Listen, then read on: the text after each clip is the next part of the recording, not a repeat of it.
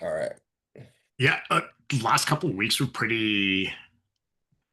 There's so much that came out of it. So, as you know, I lost a friend. I lost a really good friend, who I'll share more about. Lost a friend. I think it's COVID because I've just been knocked on my ass. Um, and I'll start there because there's some things I was exploring in myself as well. And I take after going seeking out just whatever can relieve the pain years ago, post divorce, just trying to figure out life. Not getting through with the usual stuff, the good sleep, fitness, focusing on my kids and work. There's just still a lot of challenges I was having. And so I sought out what Southeast Asia. I went into the Amazon to seek out a shaman and excuse me, and ayahuasca and San Pedro plant medicine, and just Did you do it, that? what's that? Yeah, I did that. I have a buddy that keeps talking about that. Highly recommend it. Of course, in a safe place with as a ceremony, not just randomly doing it. But what I got out of that, and then what I do on my own now regularly, at least 2 to 3 times a year, based on what's coming up in my life that I'm struggling with, I'll go into the woods, set an intention with whatever repetitive challenges coming up in my journaling or facing I'm facing, and I eat mushrooms. I eat psychedelic mushrooms, and I have my own journey, and it lasts 45 minutes, 2 hours, and I usually get spit out with answers. And what came out this time was a lack of self-worthiness and things related to that. So have just explored that and kind of got some relief. And so I came back so sick, spent a few days in the woods camping with friends. I usually go off and just have my own little journey. Came back and really realized the things I do that harm myself. So bad decisions, focusing on output and building up my business instead of taking care of myself. And really, when you take care of yourself and focus a certain amount of time in your day, not allowed, you're able to be just as productive because your work will expand into the time you give it. And even before this call, I just did a whole bunch of things in the last hour and a half because I just set that time. Okay, I'm going to do this. And instead of focusing for perfection, just get what needs to get done. So in the last week, between getting sick, exploring what I'm doing to harm myself and what that view is of myself, back to good sleep, which has to be a priority for me. Sleep and all the other things that go with it. So that's what came out of that for the me stuff. Now losing a good friend, and this guy, his name's AJ Plant. Story of how I met him is just really funny. Of He had to step in for a real estate deal, and this was in 2007 because the other agent we're working with had um just mentally declining, whether it was I'm not thinking of the word type 3 diabetes, dementia. So Dementia? developing dementia. So he stepped in, and from there we became friends and business partners. We've had a used car dealership together. We've had a second mortgages business and some real estate. And this guy didn't drink, family man, 4 kids, was a model to me as a leader, a community leader. He did so much for the city of Ottawa. He created or was one of the people that led to the creation of the Chamber of Commerce in our city. So much work behind the scenes. He used to refer to himself as we'd have really honest conversation, meet for breakfast often, and talk about just improving ourselves. He saw Right. himself as a people pleaser, but he wasn't. He was a servant leader that was behind the scenes of so much. Those kinds of people who will meet you for breakfast, that's a different kind of person. Like, Yes, those are people, I seek those people out. I ask people that a lot. Like, if I feel like somebody's got a little something extra to them, I'll just, hey, next time we talk, let's have breakfast. And if they say yes, it's like, okay, this is one of those dudes that he takes life for real and he really appreciates. So he was one of those guys. he was. And Yeah. his kids, he's got 2 adult kids, the other two are younger. Seeing those kids grow up and getting to know them and just the amazing humans they are, the family. His wife's my dentist, and Hmm. just a really stand-up family. So big hit to our city, to community, to um he was really involved in really anything that he owned a junior hockey team. He did so much, and it's just this big hit. And when I was hurting, I was at my lowest post separation. He was that guy that was always there where I could, because I knew I'd get the sagest advice, and him Yeah, telling me, I remember these words stick in my head, is that you are exactly where you're supposed to be. I'm like, what the fuck do you mean by yeah, that? And then just yeah. That's yeah. It sounds like I say that, and I say, and whatever's about to happen is supposed to happen. yes, yeah, that's what he would say. Yeah, yeah. That's interesting. Well, that So sucks. yeah, it's sad, and it was coming. He was diagnosed with I always mess up the words, glioblastoma, brain cancer, and he had a tumor about a year and a half ago. And well, what he had told me was benign. I remember visiting him in the hospital before surgery, and they're like, yeah, they're going to cut it out, monitored him, and then it came back, Oh, and wow. came back fast. Mm. So he's left me with so many imprints, and many others. So I know that he's going to live on in many other ways.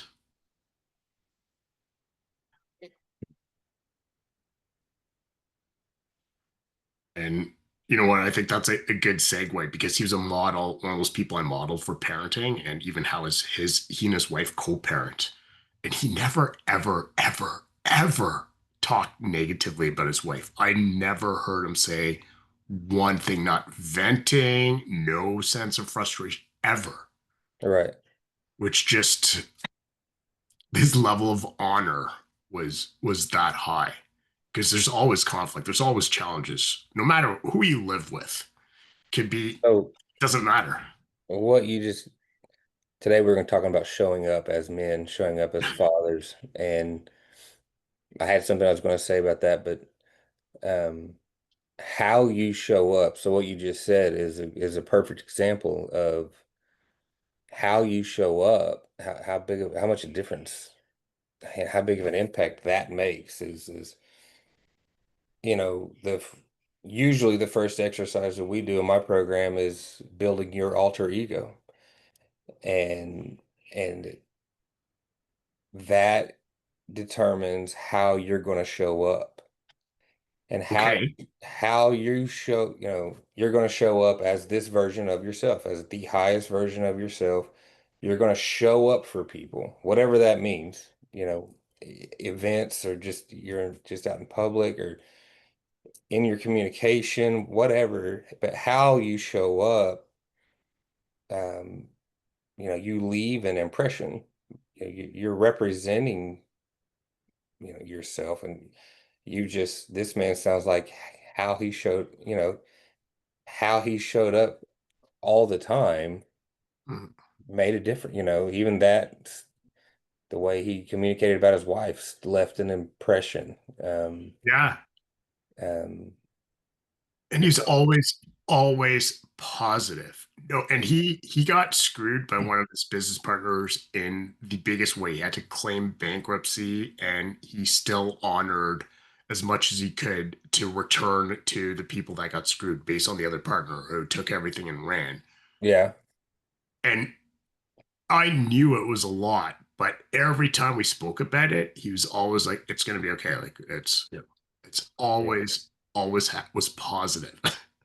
And I just, that's that level of strength to What do you think was his pillar of strength God. during God, that time frame? he was very religious. He didn't drink. Um, from his youth, he cut out alcohol because he just didn't agree with them. But he was exceptionally religious, but he never pushed it on me. We talked about higher power. We talked about what brings people strength to have faith, but that's what he leaned on. Yeah. Well, when you're saying, that's why I asked it, because when you were saying it, that's, that's how I feel frequently. And it's been interesting. I've always been Christian, but I've never practiced it to this extent. Mm. And, and it's different. It puts you in a different frame of mind where you don't worry and you don't worry and you don't have fear or you do, but the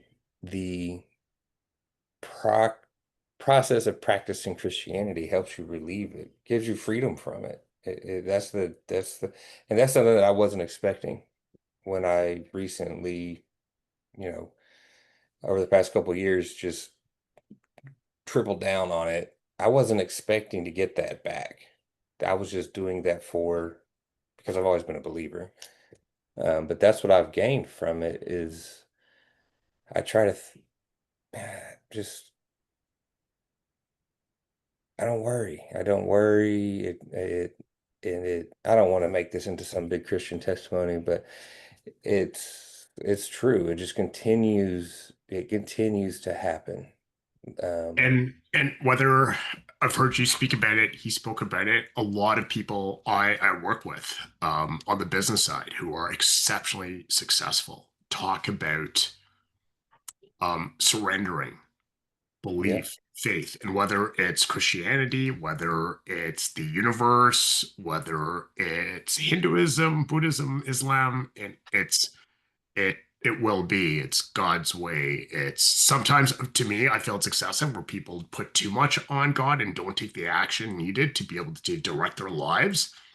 But the most successful people that have the greatest mental peace and therefore health and relationships are the ones who put a certain element in their life, whether it's fear, doubt, faith, Let me confidence, tell you, certainty. Certainty. That's the word. you said surrender, Yes. and what it finally took for me. So I've been attending Orthodox church for 10 years, but I never surrendered to it. Um, Get into that. That's interesting. Go deeper So into that. I knew that that was the denomination that I had the most that I actually could trust and believed in because it was untouched for 2 millennia. But it's so different. It was so different than anything I'd um, ever experienced, right? Mm, And I would go, and well, it's so different because it's based on Eastern society, and we yeah. are a Western society. And I was so full of pride from who I am as a man, my background, where I come from, the things that I've accomplished for myself. Then I go into this environment and it's very different. It's so much it's a completely different environment in there. But I would still go. I just wouldn't hardly participate in anything. Like I would not surrender to so much of the dogma type things that were happening, but I wanted to be there. But as I embraced it and went through the process, there's a process. You can't walk into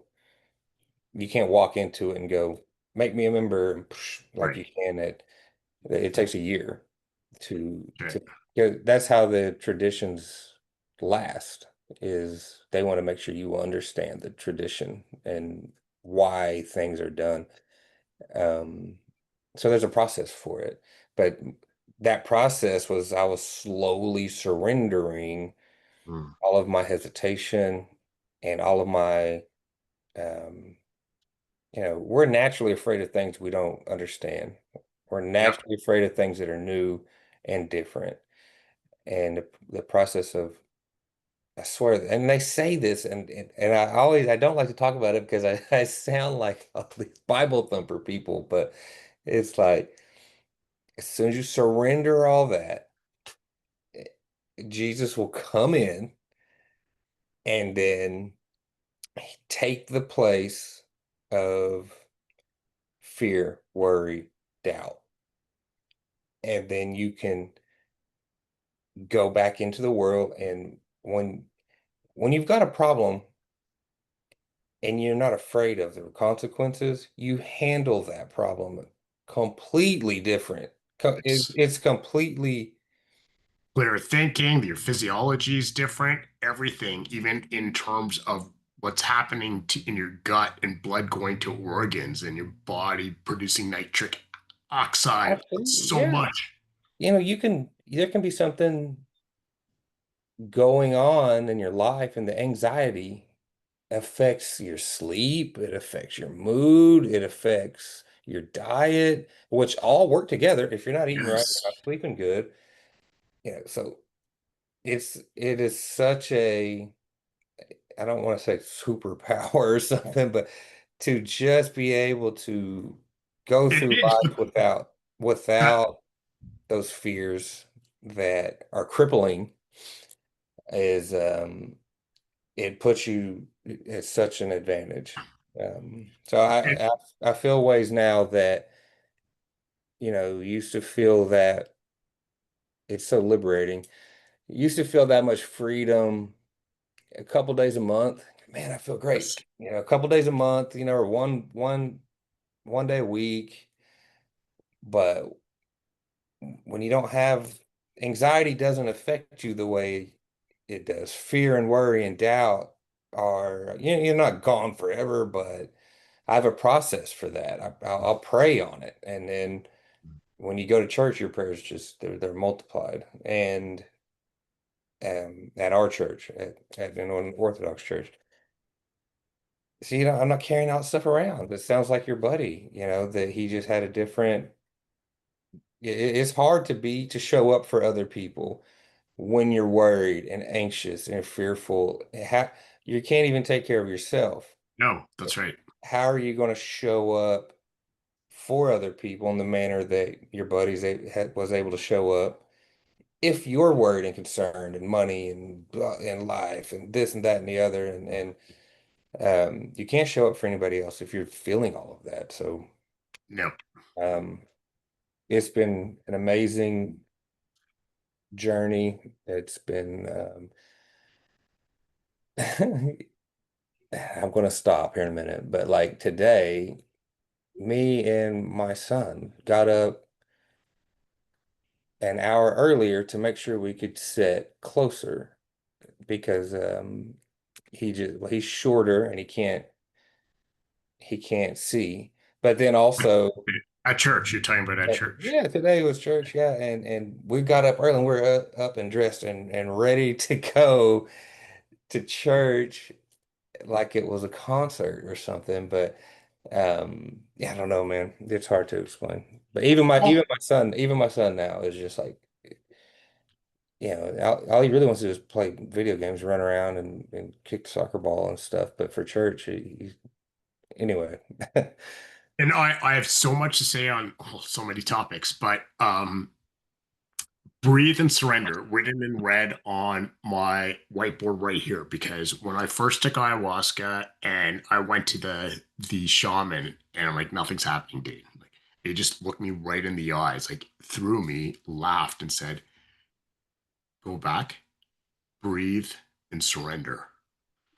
And so the physiology of the body and I'm constantly in exploration of this to understand what's been done for generations or millennia in different cultures, different religions, and how it's coming out today in science. So, talking about the nervous system and our physiology, our bodies are in the sympathetic or parasympathetic modes where we need to stay in or get to the rest and digest to be able to do all the things you said, to be able to do what's good for us, lead, do what's good for others. If we're in the other mode of fight, flight, or freeze, that's what's happening. We're not getting blood to our extremities. You're not able to fight. You're not able to think clear. You're not able to heal. You're not able to digest. You're going into basically a shallow version of shock. Joe Dispenza has a book called Becoming Supernatural. And you mentioned becoming supernatural and freedom. And it's funny because F in these two little squiggly circles, which I got from that book, are in my ensuite bathroom mirror because that's the reminder for what I want. So whether it's religion and you're putting faith into your higher power to get that same feeling, or you're able to do breath work and you can get into meridians from traditional Chinese medicine, in qi, or talk about chakras in Ayurvedic medicine, and being able to picture your chakras lighting up and funneling that energy up. And Joe Dispenza talks about this, but this allows you to elevate your frequency. And when you're elevating your frequency, you tap into, and this is now science backed for all the people like, fuck, you guys, this is all woo woo stuff. You match the frequency of that higher vibration to be able to attract what you're seeking, which is freaking fascinating. And to just simplify that construct, or that the context of this is anytime, anywhere, there's music in the airwaves. Can't access it until you tune into it. Radio frequency. Dial in your FM to 93.9, boom, you have music. It's the exact same thing. And I struggle with this. And this is where I need to, what I got out of my journey in the woods was to, and this is a repetitive message to me, and this is why I struggle with psoriasis. It's inflammation because I'm not able to rest, digest, and heal, is to breathe, surrender, and focus on what's good. Even if you just tell yourself, if you feel like shit, say, no, I feel good. That changes the chemistry in your body, the vibration, the messaging in the cells. There's a reason why every culture from the beginning of time has given grace, gratitude, prayer before they eat. And it's because there are scientifically backed studies that show there is greater nutrition or benefit to your body when you ingest water or food just by exercising gratitude over it, which I think is mind blowing. We should all give some level of gratitude before doing anything together, or just saying, hey, I'm happy that we're sitting down. It's really good to see you. I can't wait to eat this food. I'm really grateful for it. And the benefits that yield. It's crazy. So what's been done in religion, those are the answers. It's been happening and being done for millennia for a reason. So It's I I wish. have I've made some Hindu friends down here. And so the most interesting part about Orthodoxy is compared to all Protestantism that Americans are all Protestants is the emphasis on the Holy Spirit. Um, so during the Puritan movement, they basically just said we're going to strip out anything mysterious that we can't comprehend or define. It's coming out of our religion. Anything mysterious, anything that we don't understand, anything we can't define, we're getting rid of it. Okay. Um, Orthodoxy doesn't. Orthodoxy says there is a level of mystery to this, and there are things that we will never understand. But this is the process that Jesus laid out for us 2,000 years ago. We're going to follow it. Um, it's amazing how so much of what, so I have these Hindu friends where we have these conversations where it's just like they're close. You're talking about chakras and meditation. So that all of the meditation, like the Hindus do, there's so many, there's a lot more praying in Orthodoxy than Protestant church. Like you pray, pray, pray. There are set prayers for this. There are prayers for different times. There's prayers for everything. You spend all this time, you're talking about breath work and meditation. And in Orthodoxy, there's all of this praying. The entire divine liturgy is a prayer. The whole, the biggest difference between like a Sunday at Orthodoxy is that's a prayer and you're collectively praying to Jesus. When a Protestant church, it's one guy is giving you his version of the Bible and she's trying to cheer you up. He's making you feel something by taking what he read and linking it to your life somehow. It's like a sales speech. It's like a sales pitch, really. It's more like a sales pitch. It really is more like a sales pitch because it's I'm gonna take the Bible and then if you read how to pitch people, this is what you do. You hit them emotionally, Yes. and that's what they do in the sermons. Whereas in Orthodoxy, it's all prayer. It's prayer to Jesus. When you're together, though, it's a collective prayer. And the main reason I bring it up is because like I said, these Hindu friends where it's meditation. It's Yeah. meditation and the chakras. And I've had some interesting conversations about Jesus and Hinduism, Okay. um, which man, I'm trying not to turn this call into that, but um, it's pretty interesting stuff. But it all really. Long story short, um, guys, face your fears first and Mhm. foremost. Have the courage to go within and heal and instead of blaming other people, making making excuses for those feelings, blaming other people for those feelings, running from those feelings is what most people do because they don't have answers.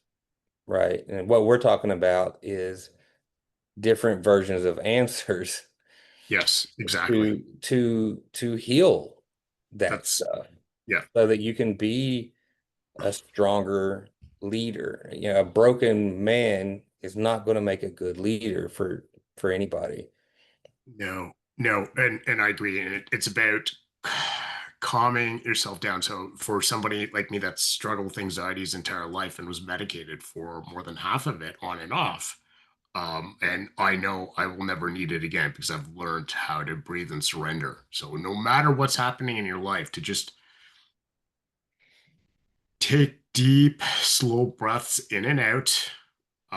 We can talk square breathing, but really just keep it simple. Just deep breaths in, out, and it calms you down. That's the starting point. Now you're safe. And just remind yourself of all that's good in your life versus what you have to deal with and what's wrong. And once you just remind yourself that, it's the gratitude, it's perspective, it's examining what's relative. And there's so much like I can get into the science, I can get into the spirituality of it and go into depth, but all of this is getting calm, and if it's in a group of other people that are calm, it helps you faster. And when others share the challenges you're facing and you recognize I'm not alone, it creates more safety. It's in Mhm. community. And this is what houses of worship are being neglected. People don't go there. We don't have that community. Men need community. Men can't rely on their partners or ex-partners to get that support. They have to go to their boys. You cannot go to your your girl, your partner, your wife. Mhm. Not to consider it one or two things, but you have an ongoing in-depth challenge. Don't do that. You lose your power. You lose your role as a leader because men need to lead. And the same goes with your kids. You can't put on your kids the struggles you have, the challenges you're having with their mom. You can't. It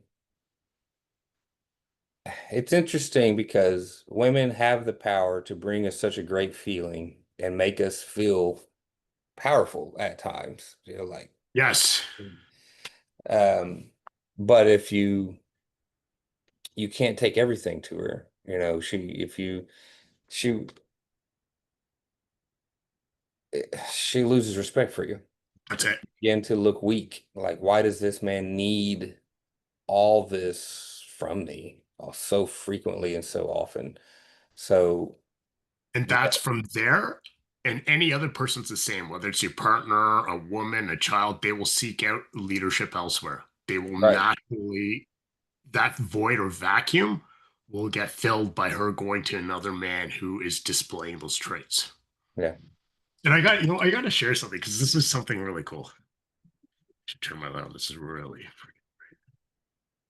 I got a Porsche today. My son bought me a GT3 RS because he Okay. knows I love my cars. I'll have a Porsche one day.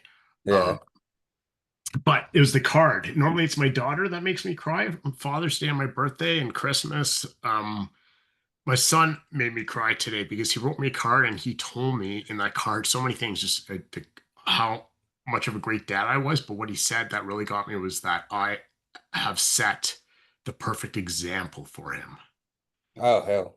Oh yeah. And that just so validating and gratifying I've had and I thought it was good Saturday yesterday. So he's got prom on Tuesday.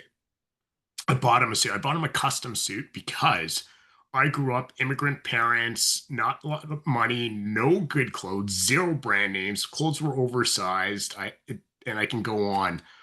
And then I was in the military. I just didn't know how to dress. And then I Yeah. just got off the rack suits. And then one day I was like, you know what? I'm going to get my off the rack suit tailored.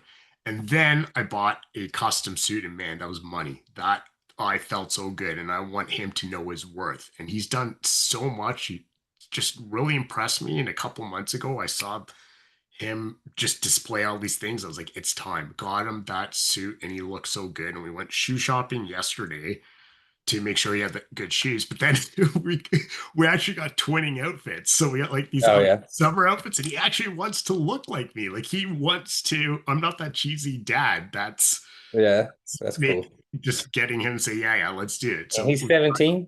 he's 17. Yeah. Okay, yeah, normally they're they're not like that at 17. No, no, I didn't want to do that with my dad. I just couldn't even imagine. Like I would joke about it because Yeah, I'm a dad and I want to hang out with him, but he actually wants to hang out with me. So that's cool. between yesterday and him getting me that card and my new GT3 RS, like I'm on top of the world. Hell yeah. He showed up for you. He showed up for you today on an important day for you. I never ever thought of that. You'll make me cry again. Yeah. Yeah, Showed up yeah, for me. yeah, he showed up for you. It's funny because he's working at the McDonald's down the street. So I'm hanging out with my daughter and I'm like, I haven't heard from my son today. I haven't heard from Yeah. my brother. And she's like, he hasn't messaged you. And I'm not going to give him a hard time. He's a teenage boy. They're dumbasses. Yeah, And go see him. He's at work, says hi. That's it. I'm like, okay, well, he'll figure it out, or he'll message yeah, me like he did last year, whatever. But then he came over after work with a gift and a card, yeah, uh, that's cool. and that surprised me. So showing up, yeah, when you text me that, I immediately knew what I wanted to talk about because I say this all the time. Um, what there are a lot of there's a lot of scenarios where we don't know what to say, right? There's a lot of times and places in life I don't know what to say, and events, and a lot of people avoid. A lot of guys just avoid it. It's such an uncomfortable situation.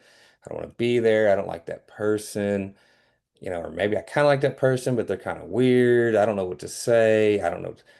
And what I always say is just look at two things. Just look at when and where. Like when you're dealing with people, those two things are more important than anything else is when and where. Don't worry so much about what you're going to say and let that bother you.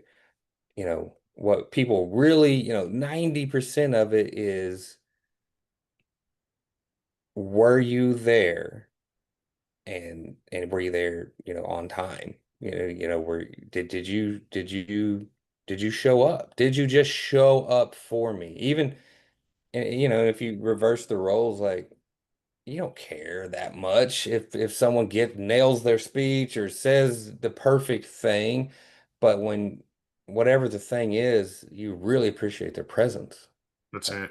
so even if you don't have to, even if you say, I don't know what to say, even just say Yeah, you don't just thank you so much for just being here. It that speaks volumes in it itself. does. Is you hear and you tried. you know.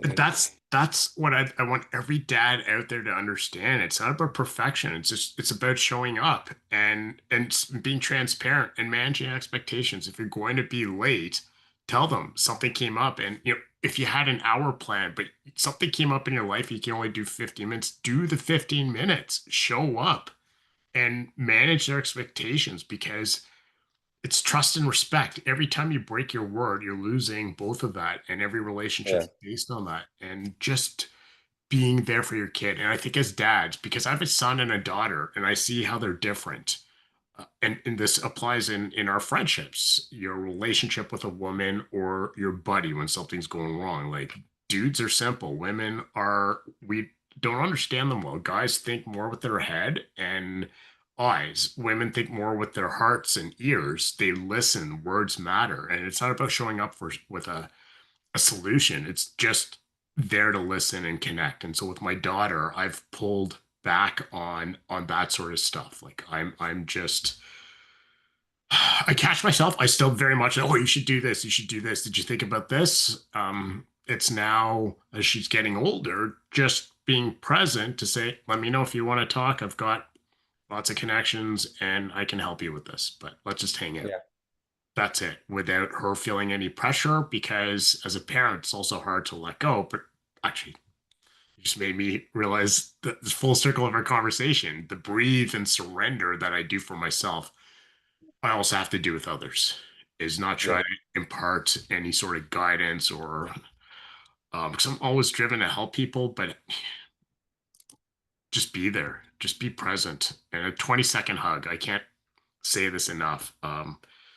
Hug your child for 20 seconds. The Disney hug where they can't let go of the kid until the kid lets go, but the 20-second hug releases oxytocin or has our body produce oxytocin and creates a huge sense of safety. And for our kids to hmm have that feeling of safety around us forever is really important, especially our daughters, especially our daughters.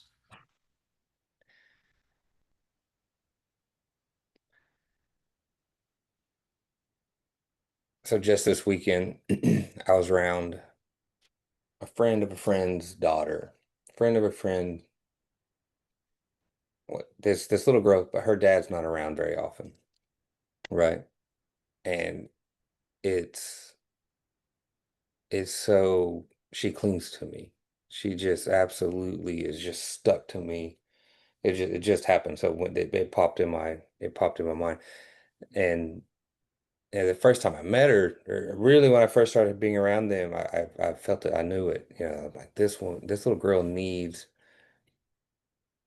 Well, I remember one time I walked in her house and she's just upstairs and she was just going nuts, just screaming and just being rowdy and rambunctious and loud. Little girl screams are just. And then I walked up there and gave her this hug. Yeah, I've never really heard it called the 20-second hug, but that's what I did.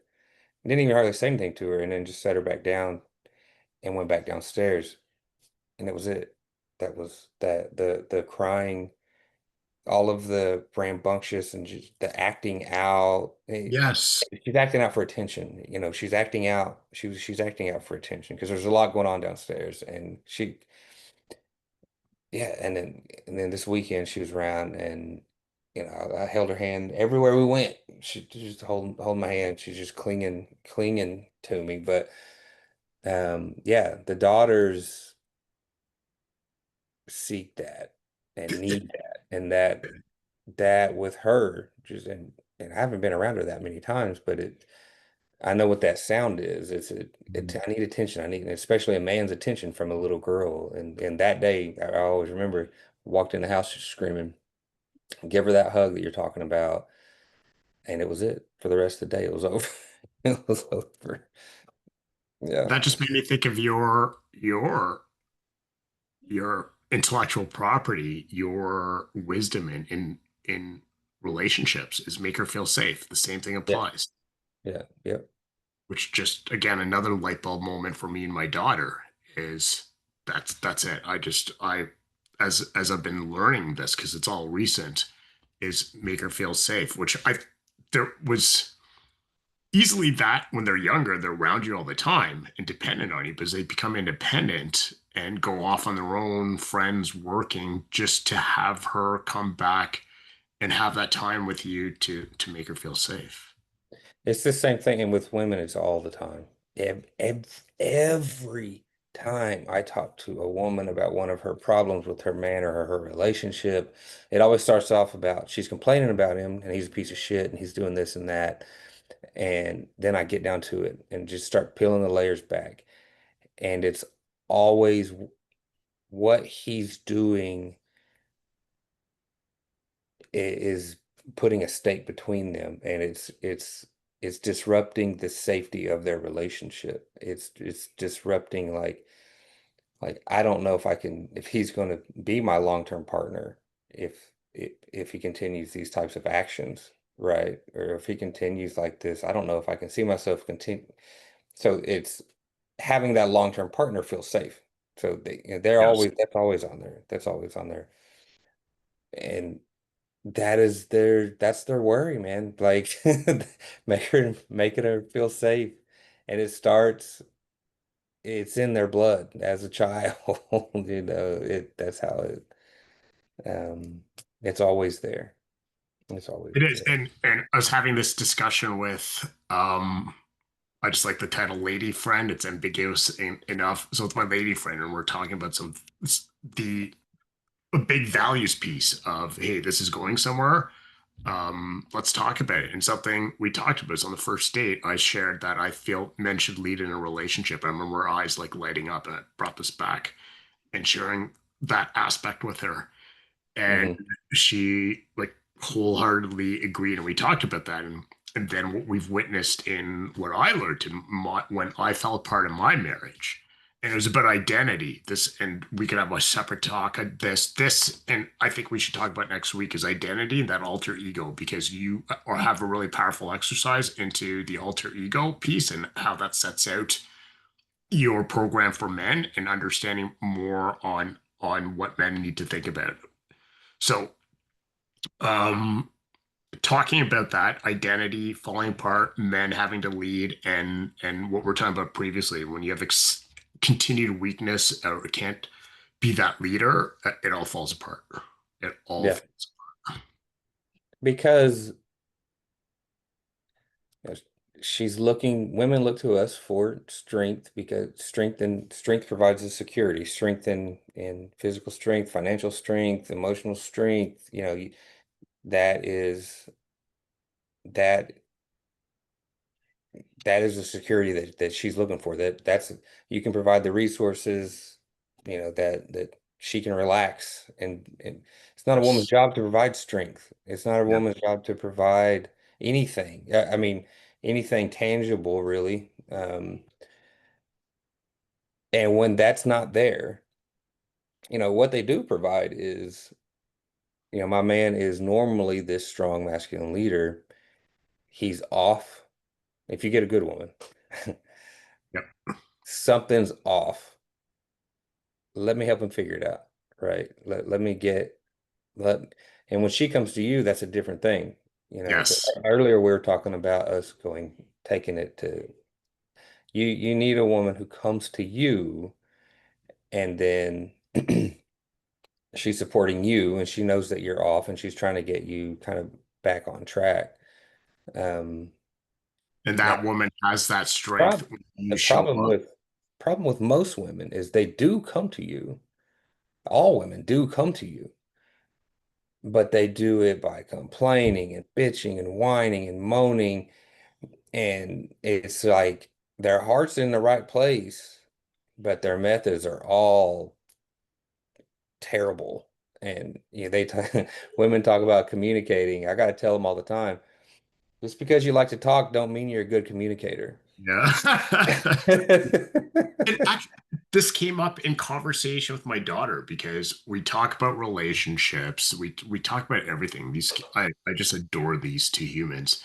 And something I say with my clients and what I tell my friends is how to bring this out and on a regular basis where it has to be on a Saturday morning, not any other day of the week, whether it's weekly or monthly, ask these three questions because this is how this stuff comes to the forefront. You can just be proactive about it.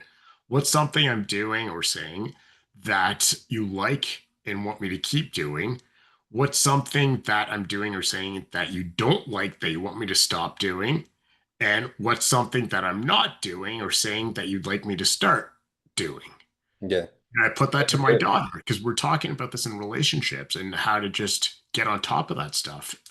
And then I was like, hey, let me put this to you. And I put that to her. And then the last piece was for her to answer, what do you want me to start doing? No, what am I Yeah. no start doing is taking her Starbucks more because she's a teenage girl and Yeah.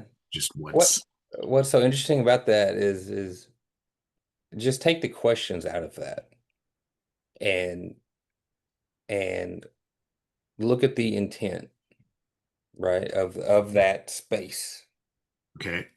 And just look at the intent of those two people Mm, making that commitment to create that time and that space with an intention to be better for each other. yes. Most people don't do that at all, No. ever. And they think they're going to have this person where they don't need to do that or something. And it's like it's no, you need to do that more than ever with the person that you're living your life with. I mean, and there's not a person on earth where it's just that it's that easy. I guess people compare their best friends or whatever, and they think, but relationships aren't based on good times. They're really based on bad times. Um, and doing that is kind of like preemptive approach to the bad times is Mm, let's sit down. This is a safe space for both of us to communicate openly with each other. Um, and the questions, the better the questions, the better the questions, the better the results. But just being able to just that time and that intent is huge. yeah. That's huge in itself.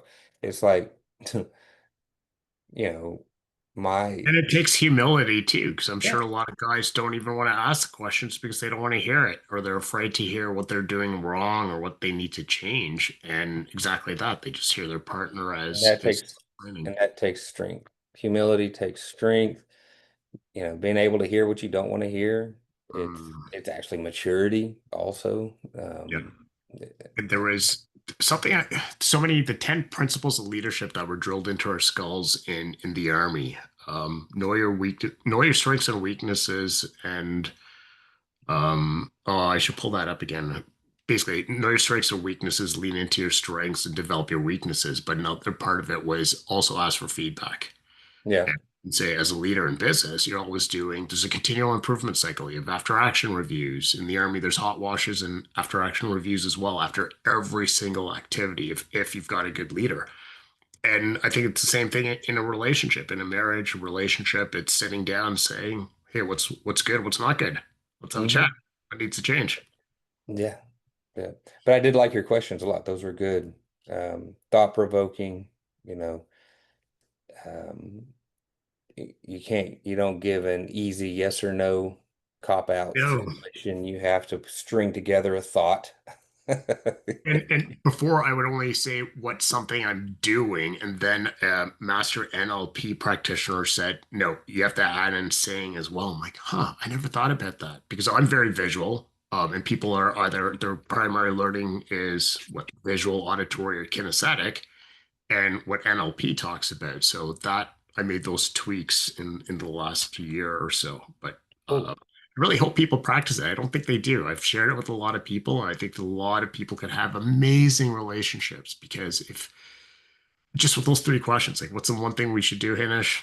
This is it. If you've got a partner, ask these questions on a regular basis. And again, the reason why it has to be on a Saturday morning is because there's no rush in the Right. morning because men take time to digest it. Women can pull up every single activity that ever happened that they're unhappy with from the beginning of time until when it happened, why it happened, the date, time, who was around, and you're just like, oh. And I see this with my And daughter. what they're wearing, what you were wearing. Yeah, it's Yeah, it's insane. unreal. It's crazy.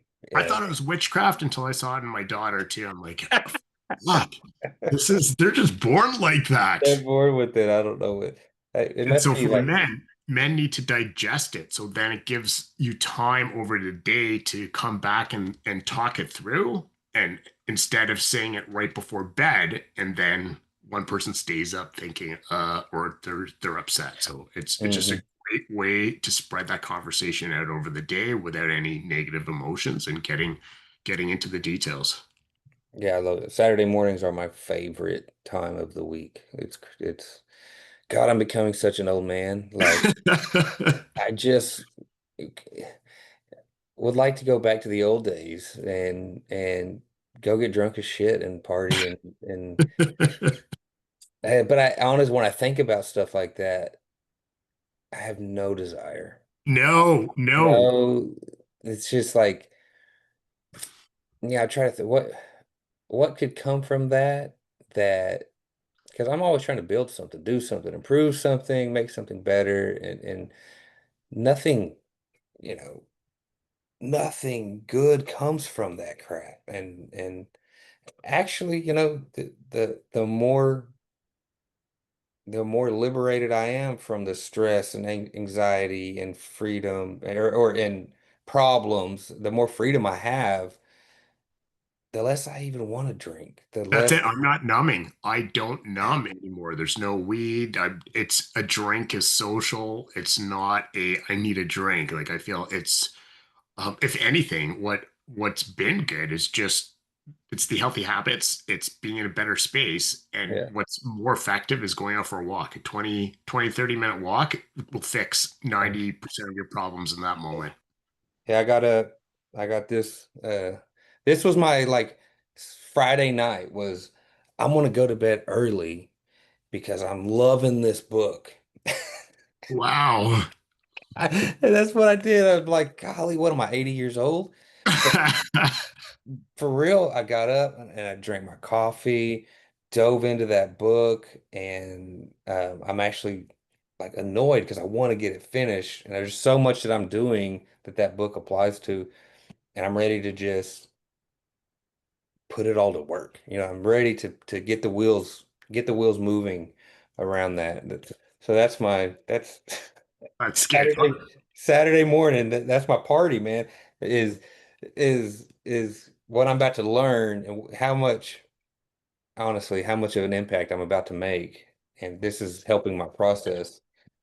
Um, anyway, Mine, mine was more about me because I've been so overly focused on not doing anything for myself. And for the first time, I'm actually seeing, wait, I have an opportunity to actually do stuff for myself. My kids are older, yeah, all these things. And I planned out, oh yeah, it just reminds me, my daughter's card to me. Frank, my kids are just amazing. So she's turning 16 in a few weeks, telling me, appreciates all the things I do, how hard I work. And then the last sentence was, please remember to do the things that fill your tank and take better care of yourself. I'm like, oh, my kids are just really, they yeah, it's see me great. and they show up.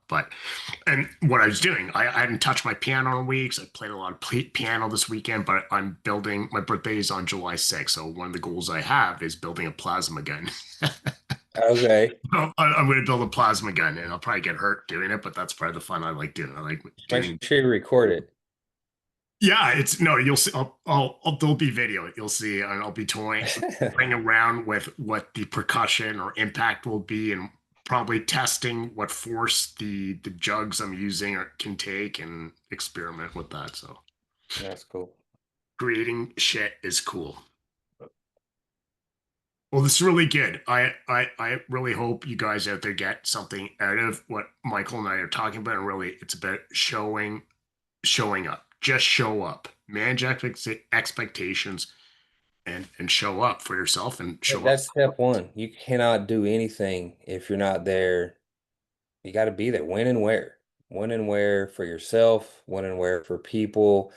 And I don't give a shit about people's excuses. Like people, if you can't, unless it's on a, there's no, if I can show up to all the shit that people have and I continued, I don't care about, there are no, you should almost be ashamed of yourself because really you don't want to get out of bed and you don't want to miss that party and have that drink, or Mm, you don't want to, you know, there's it's almost always something selfish as to always. why people can't show up, and it's all bullshit. That's complete, there's nothing more important than just when and where should be there for the people, you know, dress appropriately and show up and say hi and make your presence known. And the more of it you do, the better you get at it, and the more value you will learn how to bring. And next thing you know, people want you everywhere because you're one of the staples of everything. And Yeah. Do the but reps. it all starts with just showing up. Yeah. Do the reps. Take the first step. Get the fuck out of the house. Just you're not feeling it. Go for a 5 minute walk around the block. And Wayne Gretzky put it really well. He missed 100% of the shots you don't take, and it all Yeah. stacks. So just get out there. All right, buddy. It was good talking to you as always. Have a And I'll good see you night. again Enjoy your next week. digs. Take care. All See right. everyone next week. All right, later.